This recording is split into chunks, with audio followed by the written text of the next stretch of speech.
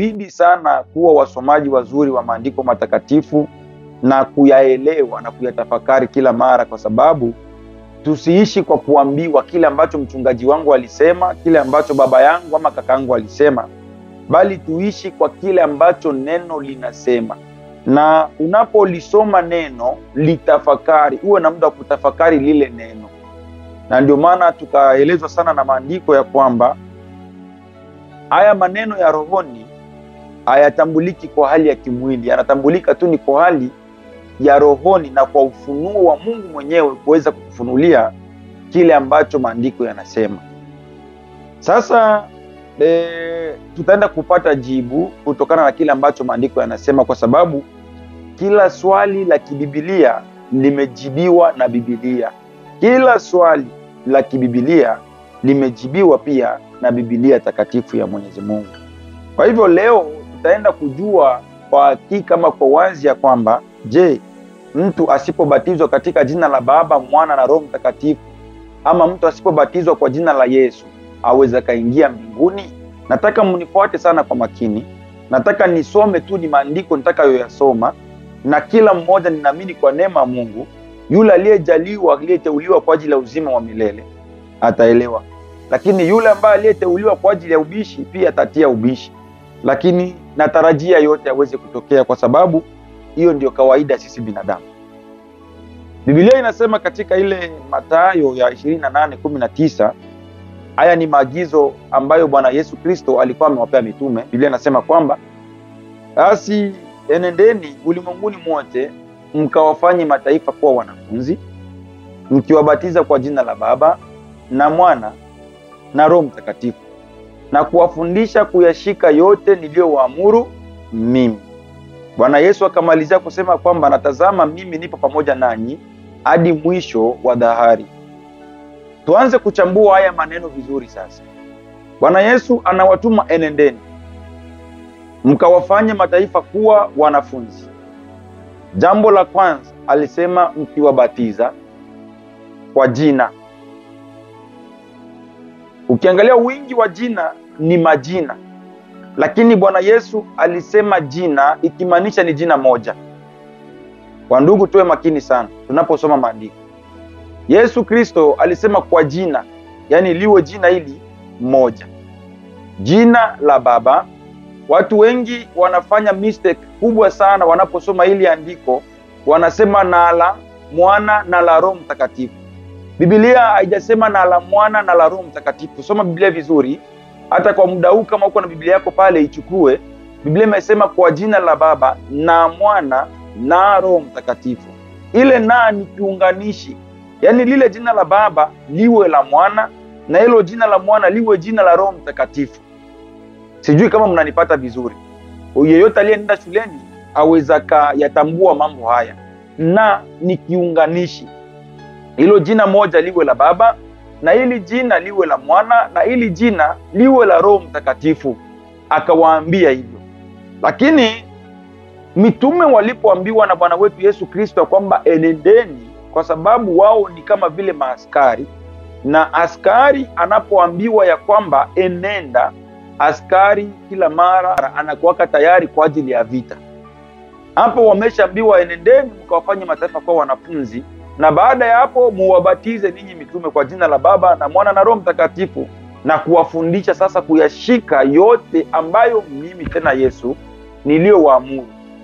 Ikimaanisha nini? Ikimaanisha kwamba mitume jambo walilolipeleka halikuwa la akili zao, ama halikuwa linatokana na mawazo yao. Jambo ambalo mitume walipeleka lilikuwa ni swala ambalo Yesu alilowaambia, muwafundishe kuyashika yote mimi Yesu niliyowaamuru. Msiwafundishe kutokana na elimu zenu, msiwafundishe kutokana na experience zenu, muwafundishe kutokana na vile gisi tena mimi Yesu nilivyowaamuru. Ikimaanisha Bwana Yesu kuna mambo ambayo aliwaamuru wao waenende kuyafanya, na ndio wasingelienenda kushoto ama kulia, ili wabidi wasimamie kile ambacho Bwana Yesu aliwaambia wafanye. Askari mzuri ni yule ambaye anayesimamia kile ambacho anachoambiwa na kamanda mkuu wake, kama vile mitume walivyosimamia. Hasa tunaenenda sasa tusome maandiko kwa pamoja wandugu, kwa sababu walipoambiwa waenende wakawafanye mataifa kuwa wanafunzi, wakiwabatiza kwa jina la Baba na Mwana na Roho Mtakatifu, baada ya kupewa commission, tungelipata katika maandiko matakatifu ya kwamba mitume walifika Kapernaumu wakabatiza watu 20 kwa jina la Baba na Mwana na Roho Mtakatifu. Lakini baada ya hapo kukakuwepo na ukimya. Hatukupata ushuhuda hata mmoja wa mtu yeyote aliyebatizwa kwa jina la Baba na Mwana na Roho Mtakatifu. Baba sio jina. Nafikiri yeyote aliyenenda shuleni anafahamu mambo haya. Baba sio jina, bali baba ni cheo. Mwana sio jina, mwana pia ni cheo, ni wazifa. Na Roho Mtakatifu pia sio jina, Roho Mtakatifu pia ni cheo. Namna gani? Maana mtoto wangu ana madai kwangu kama vile baba yake, na ni mtu mmoja. Mke wangu ana madai kwangu kama vile mume wake, na mjukuu wangu ana madai kwangu kama vile nani? Kama vile babu yake. Mjukuu ananiita babu, mtoto ananiita baba, mke ananiita mume, lakini mimi ni yule mtu huyu umoja. Ikimaanisha kwamba yule mjukuu anaponiita babu, ile ni afisi.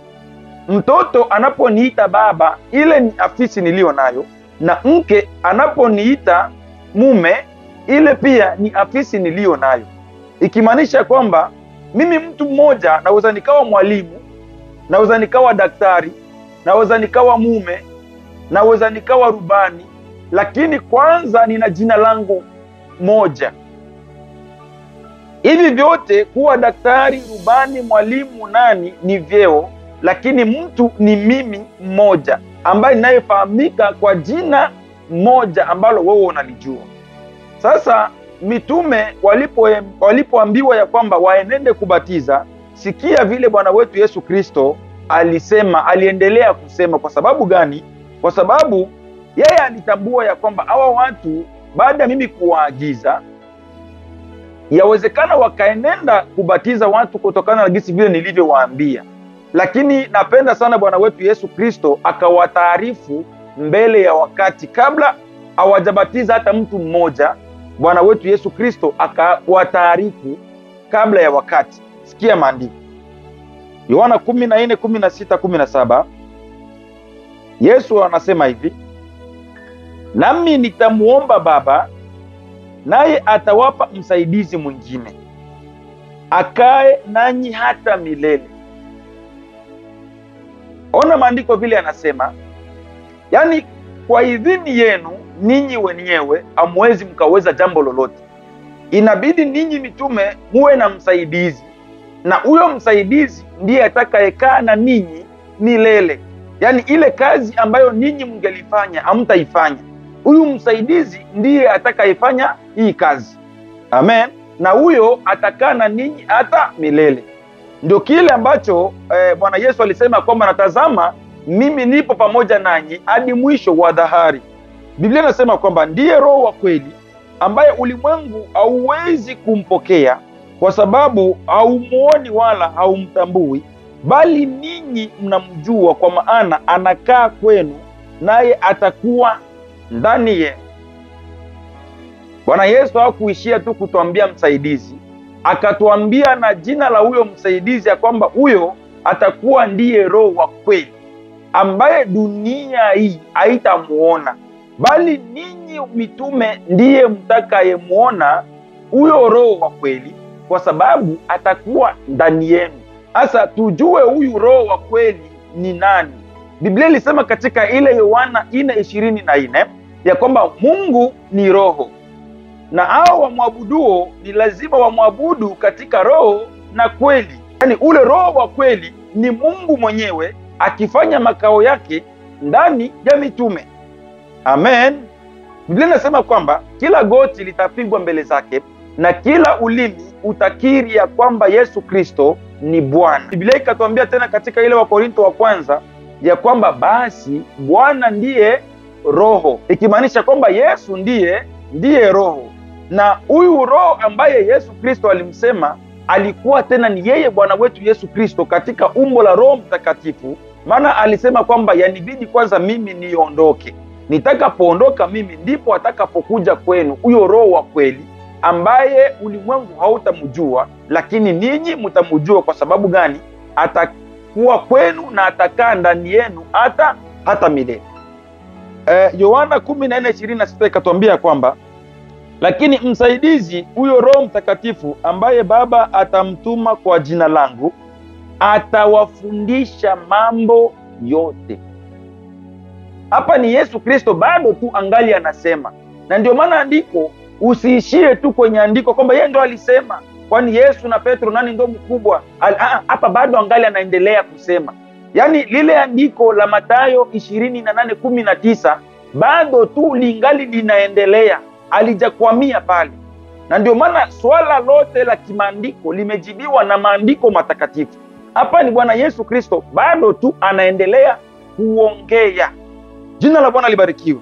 Lakini ajapo huyo msaidizi nitakayempeleka kwenu kutoka kwa Baba, yaani Roho wa kweli atokaye kwa Baba, huyo atanishuhudia. Hiyo ni Yohana 15:28. Huyo Roho atanishuhudia mimi, tena Yesu Kristo. Hapa ninaamini ya kwamba hata mtoto mchanga wa shule ya Jumapili aweza kaelewa haya tunayoyasoma hapa. Huyo Roho atanishuhudia tena mimi Yesu Kristo. Sikia kile Biblia inasema katika Yohana 16:7, lakini nawaambia kweli ya kuwafaa mimi niondoke, kwa maana nisipoondoka huyo msaidizi hatakuja kwenu. Jina la Bwana libarikiwe. Kwa nini? Kwa sababu mimi ndiye yule msaidizi ambaye niko na ninyi hapa. Sasa yanifaa kwanza mimi niondoke, alafu tena nimtume huyo msaidizi. Kama Biblia inasema, sikia, lakini nawaambieni kweli ya kuwafaa mimi niondoke, kwa maana nisipoondoka huyo msaidizi hatakuja kwenu, bali nikienda nitampeleka tena kwenu. Tungali na habari za Yesu Kristo. Hapa bado tu angali anaongea. Amen. Sikia 16:8 Yohana, naye akiisha kuja atawaonyesha ulimwengu hatia kuhusu dhambi na haki na hukumu. Haya ndio mambo ambayo yule msaidizi akikuja ataonesha ulimwengu. Sikia vizuri, nifuate vizuri mpendwa mtazamaji. Ataonesha ulimwengu hatia kuhusu dhambi na haki na hukumu. Ndo kazi ambayo itamleta yule msaidizi, Roho Mtakatifu, kuja kuambia ulimwengu. Bwana tusaidie sana. Sikia Yohana 16:13-14. Biblia inasema ya kwamba lakini huyo Roho wa kweli atakapokuja atawaongoza, awatie kwenye kweli yote. Amen. Kwa maana hata nena kwa shauri lake mwenyewe, lakini atanena yote atakayoyasikia, naye atawapasha habari za mambo yajayo, naye atanitukuza mimi, kwa kuwa atatoa katika yaliyo yangu na kuwapasha ninyi habari zake. Huyo Roho Mtakatifu kazi atakayoifanya, atatoa katika yaliyo yangu, yale ambayo yako kwenye kisima changu, ndiyo ambayo Roho Mtakatifu atayachukua na kuwapasha ninyi habari zake. Yaani ikimaanisha kwamba kile ambacho mitume watakachohubiri hakitakuwa cha kwao, kitakuwa kitu ambacho Roho Mtakatifu ambaye ni Bwana Yesu katika umbo la Roho atakachokuja kukifanya. Nafikiri hapo tumepatana vizuri kabisa. Amen. Biblia ikasema hivi, Luka 24:49, na tazama ninawaletea ahadi ya Baba yangu, lakini kaeni mjini mpaka mvikwe nguvu kutoka juu. Amen. Nawaletea promise, lakini hii promise itakuwa fulfilled mpaka pale ambapo mtakapokaa kwenye upper room. Musubirie tu, musitoke mpaka pale mtakapovikwa nguvu, mpaka pale tena mimi Yesu nitakapokuja katika umbo la Roho Mtakatifu, mpaka pale ambapo ile ahadi niliyowaahidi itakapowajilia. Kwa siku gani ama masiku mangapi? Ile haikukuwa kwao kuweza kuuliza masiku, Maana Bwana aliwaambia enendeni tu mkakae kule msubiri. Huyo Roho atakapokuja, huyo ndo atawafunulia na atawaweka kwenye kweli yote. Mitume walikuwa watiifu sana, wanyenyekevu, kufuata kile ambacho walielekezwa na master. Wakafuata kile ambacho master aliwaambia, na wasingelienenda kushoto ama kulia kwa kile ambacho master alisema. Yaani lolote ambalo mitume walipaswa kulifanya, lolote ambalo mitume walipata kulifanya, lilikuwa lile ambalo master aliwaamuru wao wafanye, na wao mitume hawakulifanya kwa idhini yao wenyewe, bali walilifanya wakiwa inspired na master mwenyewe ndani mwao, ikimaanisha kwamba aliyekuwa akitenda kazi zake hakukuwa ni Petro. Na ndio maana Paulo akasema kwamba si mimi niishie tena, bali ni Kristo anayeishi ndani mwangu. Na hapa kwote hivi hatujaona wakati Yesu aliwauliza kwamba niliwaambia mubatize, kwa nini hamjabatiza kwa jina la Baba na Mwana na Roho Mtakatifu? Bali alikuwa tu bado anawakaza akiwakomaza ili kuandaa kwa ajili ya kuweza kupokea ile ahadi ambayo ilipaswa ije iwafunulie yote ambayo alikuwa akiwaambia. Jina la Bwana libarikiwe. Matendo 1:4-5 Biblia inasema kwamba akikutana nao akawaagiza wasitoke Yerusalemu, bali wangoje ahadi ya Baba ambayo alisema, mlinisikia, kwa kuwa Yohana alibatiza kwa maji, bali ninyi, sikia maandiko, bali ninyi mtabatizwa kwa Roho Mtakatifu baada ya siku hizi chache. Bwana tusaidie sana. Yohana alibatiza kwa maji, na ubatizo ambao Yohana aliufanya ulikuwa ni ubatizo wa toba. Lakini tuendelee kufuata maandiko. Huku chini kuna mambo mazuri sana ambayo yatakuexcite, ambayo yatakubariki. Sikia kile Biblia inasema hapa chini katika Matendo 1:8, lakini mtapokea nguvu akiisha kuajilia Roho Mtakatifu, ninyi mtakuwa mashahidi wangu Yerusalemu na katika Uyahudi wote na Samaria na hata mwisho wa dunia. Kitakachowafanya ninyi kuwa mashahidi atakuwa ni huyo Roho Mtakatifu. Amen. Hapa bado tu anakazia lile andiko la Mathayo 28:19, enendeni mkawafanye mataifa kuwa wanafunzi, mkiwabatiza kwa jina la Baba na Mwana na Roho Mtakatifu, na kupata kuwafundisha yote niliyowaamuru. So ili wao wapate kufanyika kuwa mashahidi, ilibidi mpaka kwanza tena Yesu Kristo aje yeye mwenyewe katika umbo la Roho Mtakatifu ndani mwao, ili kuwapatia zile nguvu na uwezo wa kuweza kuhubiri Injili. Jina la Bwana libarikiwe. Amen.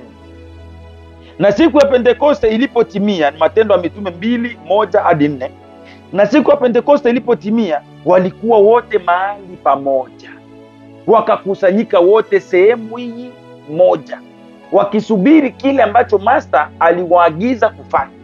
Wote wakakusanyika mahali hapa pamoja. Na ndio maana kanisa, ili tupate kunyakuliwa, wapendwa, hatutanyakuliwa kila mtu kwa imani yake, kila mtu kwa mifumo yake, kila mtu kwa dini yake. Tutanyakuliwa mpaka pale ambapo tutafika kwenye kiwango ambacho mitume walichofikia. Biblia inatuambia kwamba na siku ya Pentekoste ilipotimia, walikuwa wote mahali hapa, wote wakajazwa Roho Mtakatifu, wakaanza kunena kwa lugha nyingine kama Roho alivyowajalia kunena. Amen. Kipindi ambacho Roho Mtakatifu alikuwa hajaja, walikuwa hawajajaliwa kunena kwa lugha tofauti. Lakini wakati Yesu alipokuja, kwa sababu yeye ana uwezo, ndiye mmiliki wa kila nafsi na ndiye mmiliki wa lugha zote, wakaanza kuongea kwa lugha mbalimbali. Biblia inatushuhudia kwamba na Waarabu waliokuwa pale walipata kusikia kila mtu katika lugha yake. Amen. Hilo ni jambo ambalo linaleta swali sana katika maisha yetu. Kwa sababu gani? Walikuwa ni watu ambao hawakusoma, hawakuenenda shuleni. Kama kilikuwa ni Kiebrania, ilikuwa ni lugha moja pekee yake ambayo walioijua. Lakini kwa uwezo wa Roho Mtakatifu wakaanza kunena kwa lugha ambazo kila mtu alipata kuelewa katika lugha yake, ikimaanisha kwamba Yesu Kristo ni muweza wa yote. Amen. Ikimaanisha kwamba Roho Mtakatifu ana uwezo wa kufanya kile ambacho yeye anapenda kukifanya na kiwe neno kwetu na tukiamini. Amen. Biblia inaendelea kusema kwamba Matendo ya Mitume 2:17-18, itakuwa katika siku za mwisho, asema Bwana, nitamimina roho wangu juu ya wote wenye mwili, na juu ya watumishi wangu na wajakazi wangu nitamimina roho wangu siku zile, nao watatabiri. Huyu ni Yoeli, alitabiri haya maneno, alitabiri ile andiko, na likaja kutimia hiyo siku ya Pentekoste.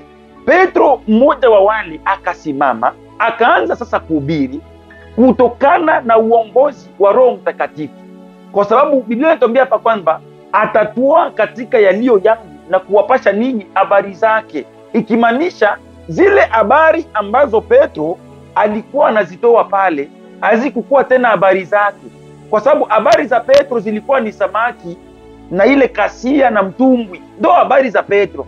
Lakini zile ambazo alianza kuzitoa sasa pale zilikuwa ni habari za Yesu tena mwenyewe katika umbo la Roho Mtakatifu, akihubiri injili yake yeye mwenyewe, akithibitisha neno lake kwa ishara.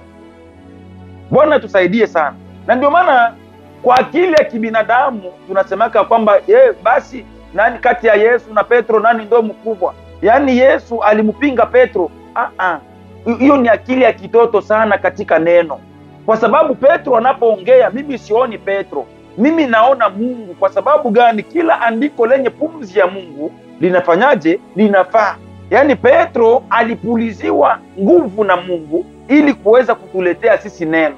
Yesu Kristo ndiye aliyekuwa anamvuvia ili kutuletea sisi nini? Kutuletea sisi neno.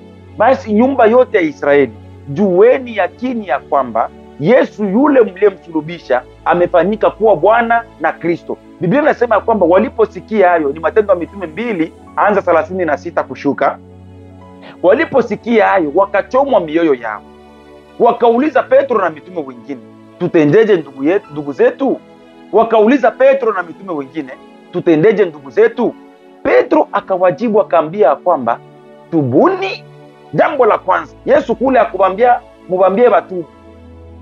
Fuata Biblia vizuri. Yesu kule kwa Mathayo 28:19 hakuambia muambie watu batubu, lakini hapa sasa katika umbo la Roho Mtakatifu akaanza na jambo la kwanza, akawaambia tubuni, mkabatizwe kila mmoja kwa jina la Bwana Yesu Kristo kwa ondoleo la dhambi zenu. Katika ile Mathayo 28:19 Biblia haikusema kwa ondoleo la dhambi zenu. Fuata Biblia vizuri, kwa ondoleo la dhambi zenu nanyi mtapokea kipawa cha Roho Mtakatifu. Ile Mathayo 28:19 haikusema nao watapokea kipawa cha Roho Mtakatifu, haikusema hivyo, bali tu Kristo alikuwa tu bado anawakazia kwamba wao ili wapate kuwa na ule uwezo wa kupana Roho Mtakatifu, yabidi kwanza yeye Yesu mwenyewe awe ndani mwao ili wahubirie watu neno, na Yesu mwenyewe apatie watu wake uwezo wa Roho Mtakatifu na kuwafundisha kuyashika yote niliyowaamuru. Ndo wakaanza sasa kuwafundisha. Baada ya kubatiza watu kutubu, kubatizwa kwa jina la Bwana Yesu Kristo kwa ondoleo la dhambi zao, watu wakapokea kipawa cha Roho Mtakatifu kwa ondoleo la dhambi zao. Inamaanisha ya kwamba Biblia inatuambia ya kwamba lolote mlitendalo katika neno ama katika tendo, litendeni katika jina la Bwana wetu Yesu Kristo. Biblia ikatuambia tena katika ile Matendo ya Mitume 2:24, nafikiri kitu kama na hicho, Biblia inasema kwamba wala hapana wokovu katika mwingine, maana hakuna jina lingine tulilopewa sisi binadamu litupasalo sisi kuokolewa kwalo. Amen. Tubuni mkabatizwe kila mmoja kwa jina la Yesu Kristo kwa ondoleo la dhambi zenu, maana hakuna jina lingine litupasalo sisi kuokolewa kwalo bali jina la Bwana Yesu Kristo. Leo nikipelekwa mahakamani, kwa sababu watu wanasema sana, mko makosani, mnatukana makanisa mengine, mnajiona kwamba ninyi tondo mko sahihi na Yesu Kristo ndiye aliyesema. Ninakubali hayo maneno, lakini hata niwapatie changamoto moja.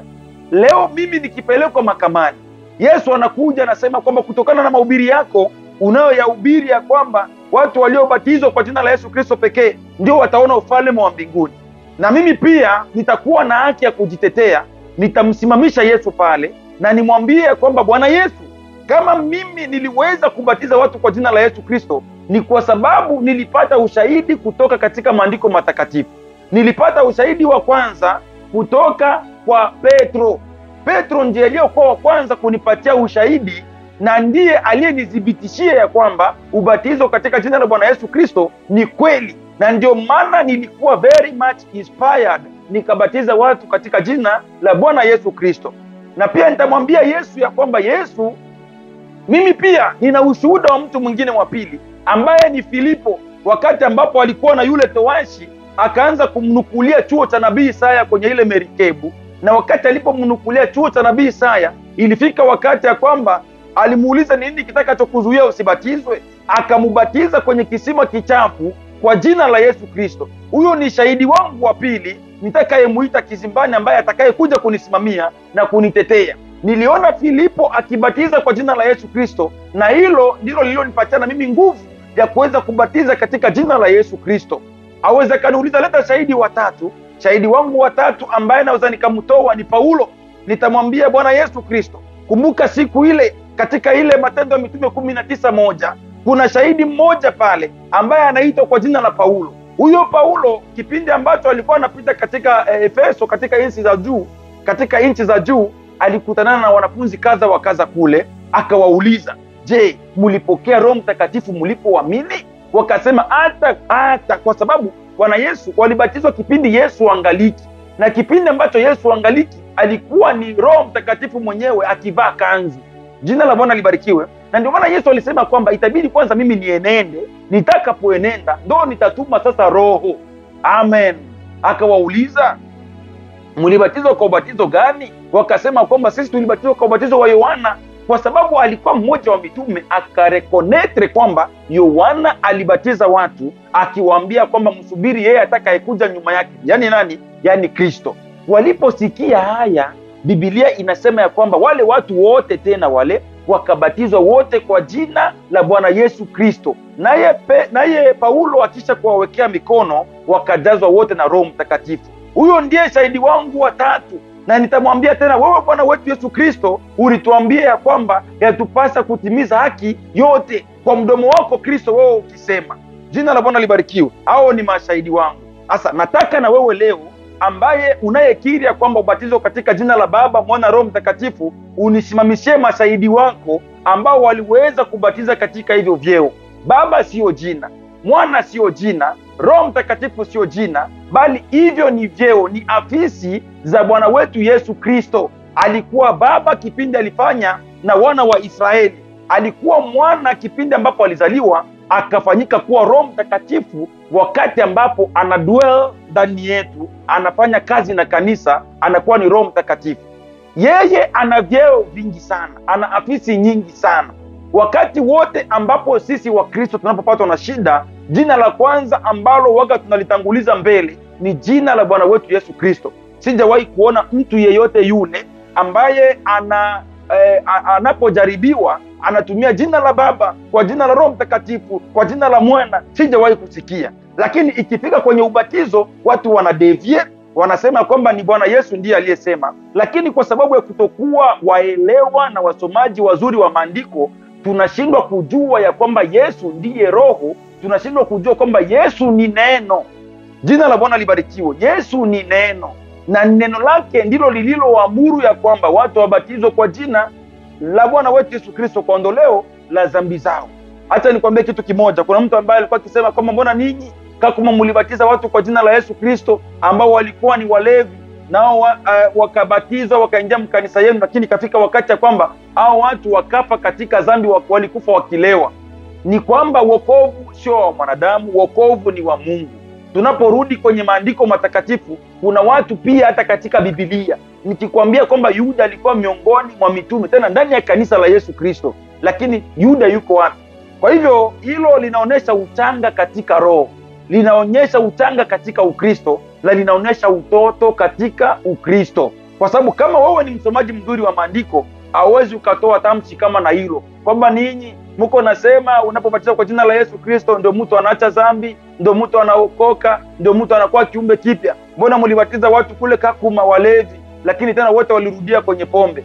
Hiyo inaonyesha ni mtoto sana, nichekechea sana katika neno, kwa sababu nimekupatia mfano ndani ya kanisa la Yesu Kristo mwenyewe alikuwa na Bwana Yesu, Bwana wa meza mwenyewe, lakini huyo Yuda hakumaliza safari. Huyo Yuda aliangamia na alikuwa ndani ya kanisa la nani? La Yesu Kristo. Kwa hivyo isikushangaze kuona mtu anabatizwa kwa jina la Yesu Kristo na akarudia kwenye ulimwengu na akaenda kufa kwa dhambi. Lisikushangaze. Kwa sababu gani? Sisi tunapovua samaki kunakuja na vifurutamikia, kunakuja na makamba nyoka, kunakuja na viura, lakini samaki ni lazima zitabakia zizini, na vile viura na makamba nyoka na vifurutamikia vyote ni lazima vitarudi vilikotoka, na yule aliyekuja ambaye hakukuwa samaki ni lazima rangi yake itapata kuonekana. Lakini kwanza, jambo la kwanza ya kubidi ubatizwe kwa jina la Yesu Kristo, yatupasa kutimiza haki yote. Amen. Kwa hivyo nawapea changamoto jioni ya leo, yeyote anayejisikia ni mtu wa rohoni, yeyote anayejisikia ni mhubiri, yeyote anayejisikia ni mchungaji ama sijui ni nani yule wa kiroho, na wapeni changamoto moja. Mtu mmoja asimame ama atoe comment kwenye hii video ya kunionyesha tu mtu huyu mmoja aliyebatizwa kwa jina la Baba, Mwana na Roho Mtakatifu, na mimi nitasarenda na kuhubiri na acha, na nasimama kwenye mtandao natengeneza na tubu kila kitu nilichokihubiri hapa, na Mungu awabariki.